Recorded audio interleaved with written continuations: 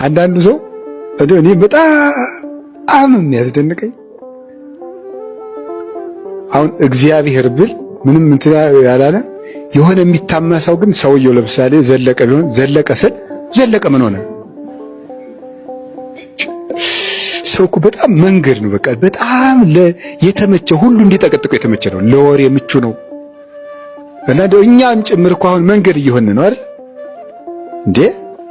አንዳንዱ ነገርማ አትርገጠኝ ማለት አለብን እኮ። አሁን እዚህ እንኳን ሰው መጥቶ የከተማ ሰው መች ሰረፍት የለዋል።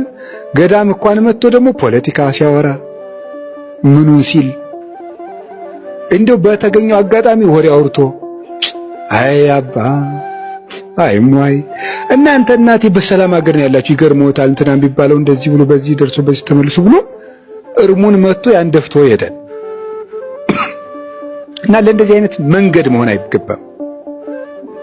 የማንም ማለፊያ አይደለንም እኛ በእውነት ማንም ሰው የሚያልፍብን የመንገድ አላፊ መራገጫ አይደለንም። እኛ የተከበርን መሬቶች የንጉሥ አዝመራ ነው።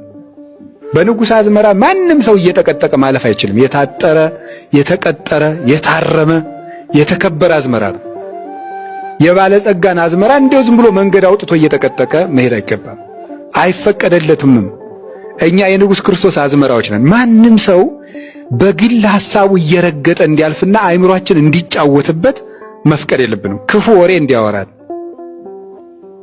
ዘፈን እንዲያስደምጠን፣ ሐሜት እንዲያስደምጠን፣ ውሸት እንዲነግረን፣ ጭንቅላታችንን የሚያቆሽሽ ነገር ይዞ በእኛ ሰፈር ማለፍ የለበትም።